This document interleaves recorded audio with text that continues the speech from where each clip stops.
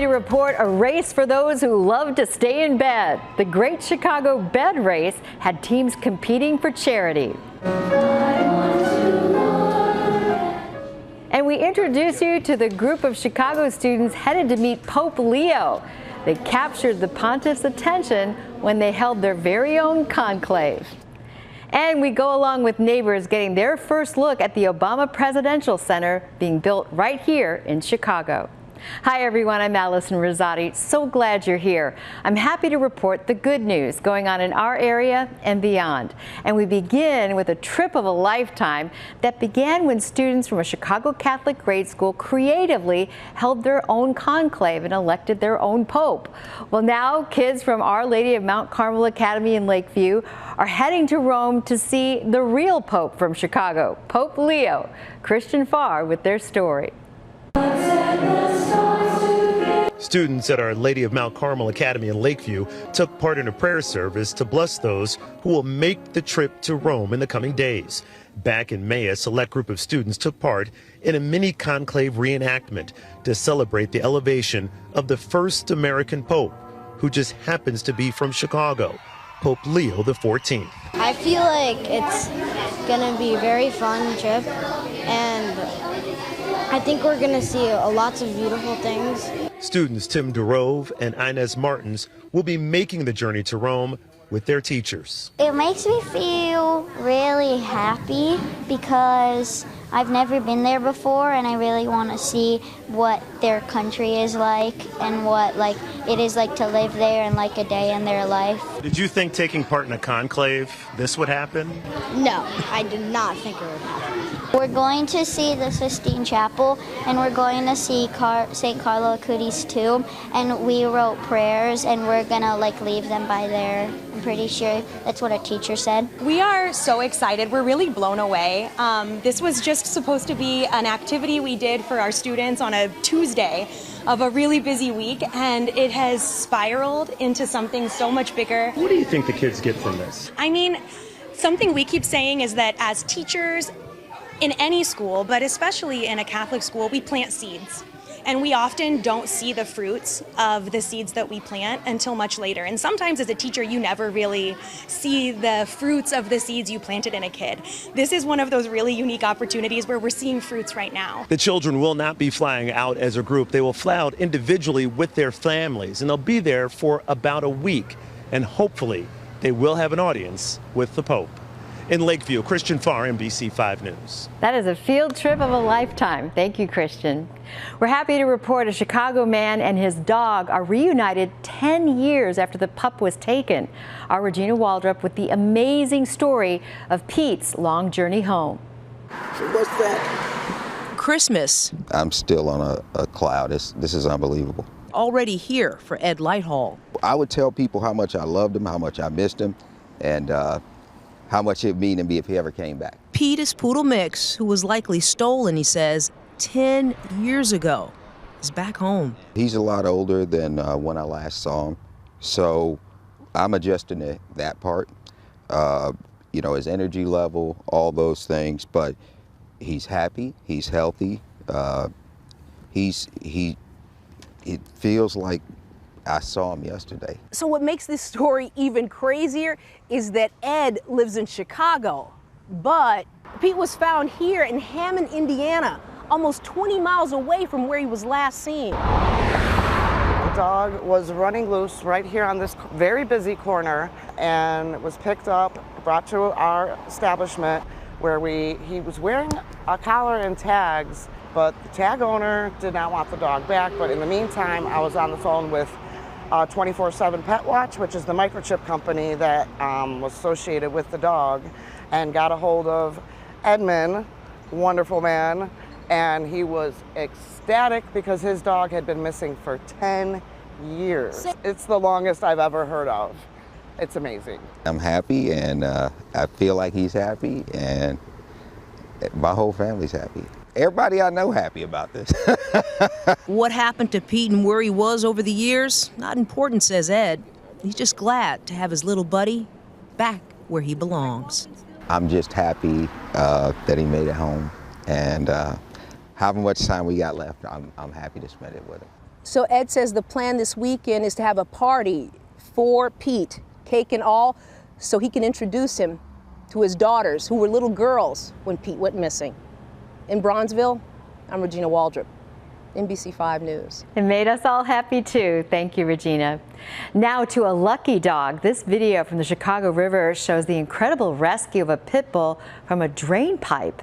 Pharaoh somehow got caught in the drain pipe. They don't know how. Members of the Chicago Police Department Marine Unit sprung into action. They jumped into the water and they brought the dog to safety. Now, Pharaoh was happily reunited with his people just a short time later. That is a lucky dog. We're happy to report Lurie Children's Hospital held its 4th annual Kids Dig fundraiser. The hospital teamed up with Clayco Construction to give their young patients a chance to see the trucks that they love in real life. This is the construction site at the 78 development. Now, the kids rode in rollers, explored bulldozers and excavators, and you see here they got a chance to help run some of that equipment with a little assistance from the experts, of course. I mean, it's amazing opportunity to bring the smiles to the patients of Lurie's, and just to have them bring them out and just enjoy a day of fun. Clayco says that the Kids Dig event has raised nearly $250,000 this year alone. That money will go directly to Lurie Children's Hospital. What a special day they'll never forget. More good news at Chicago Northwest Side Community. It's making a difference for a 6-year-old boy with a rare disease. Now, Austin Rose is one of only 40 kids to be diagnosed with this disease. Our Lexi Suter with the story of how neighbors are helping Austin get the new wheelchair, lift, and technology to communicate he needs. Tacos, music, and superheroes are all a part of the Sunday celebration and fundraiser for 6-year-old Austin Rose, better known to his close friends and family as AJ. He's nonverbal. He uses an eye gaze device, so he's able to communicate with his eye gaze device, and he looks up for yes. So we ask him a lot of yes/no questions. AJ's medical journey started when he was a baby. When he was about 9 months old, we took him to the doctor and he still wasn't able to hold up his head all the way. That's when he was diagnosed with PCH6 through genetic testing. It's a mitochondrial disease that is extremely rare, making this community support you see here today even more special to the Rose family. I kind of want to spread the knowledge of his disease because it's very small. And I want people to know that, there's other things out there other than these big ones like cancer. Colin is AJ's 13-year-old brother. He hopes to raise enough money to get AJ a new chair and lift, making things easier around the house. He grows so fast. He's super tall, and we want to always be able to get him a new wheelchair and for everything to be able to fit him. Overall, the goal is to get enough so we can get a lift to now transport him from his chair and from the couch to the shower. He's getting big, and it's harder and harder to move him. AJ needs constant care, so all of the money raised today will go toward those costs and new equipment he needs to live his life. We realize how lucky we are because all the things that we get out of this have given AJ a better life, and that's not lost on us. If you want to learn more, get involved, or find a way to help, you can find Austin's A-Team on social media, including Facebook and Instagram. On the Northwest Side today, Lexi Suter, NBC5 News. Thank you, Lexi. Hopefully lots of people will help out. Now to a race you don't even have to get out of bed to compete. 10 teams hit the streets for the very first Great Chicago Bed Race. Yep, you heard that right. They are racing beds for charity. It's a fundraiser for the Chicago Furniture Bank, which provides free sofas, chairs, and tables for families in need. Now, last year alone, this group helped 4,000 people get the furniture they needed to make their house a home. And if you have extra furniture that you're not using, you can make a donation too. It's a great way to clean out your basement and help someone in need. We're happy to report a book fair shut down part of a street in Hyde Park. Look at this. Book displays filled part of 57th Street for the 38th annual Hyde Park Children's Book Fair. And who's that?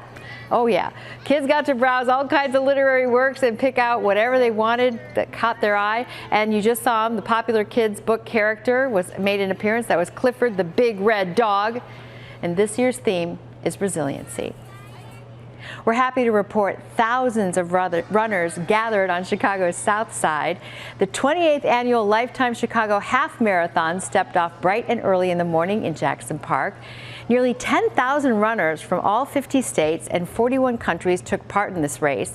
Huge portion of the course went down DeSable Lakeshore Drive, so beautiful. And also that part of the race didn't have much shade. Very hot, for sure. And my goal was I just want to get there. I can't do this anymore. but she did it. She did it amazing. She finished in 30 minutes. That's an achievement in itself. It really is. Congratulations to her and all the runners. This year's winner of the half marathon is Matt Popolars from Chicago, and the 5K winner was Michael James. And once again, congratulations to all the runners in that half marathon. Well, also in Jackson Park, we're happy to report the Obama Presidential Center is expected to open next spring after nearly 10 years of construction.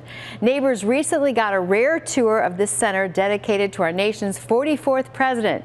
JC Navarrete takes us along. This is number 44. What can you say? Smiles all around.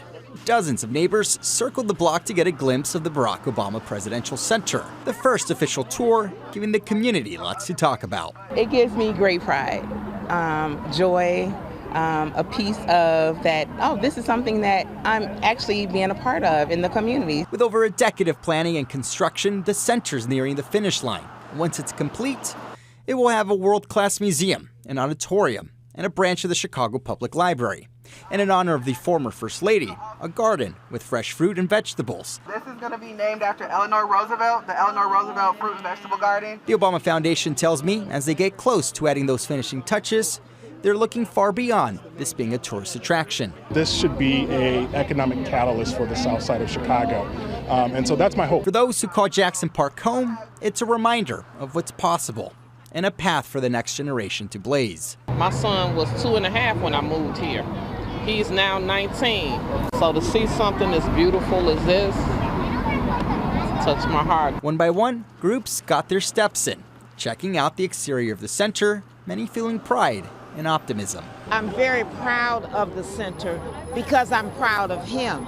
And as excitement builds, I had to ask, what is the former president most excited about? Well, he's an avid fan of the NBA, and I'm told that the basketball courts are near the top of the list. The Obama Presidential Center is slated to open in 2026. JC Navarrete, NBC 5 News. Exciting times in Jackson Park. Thank you, JC.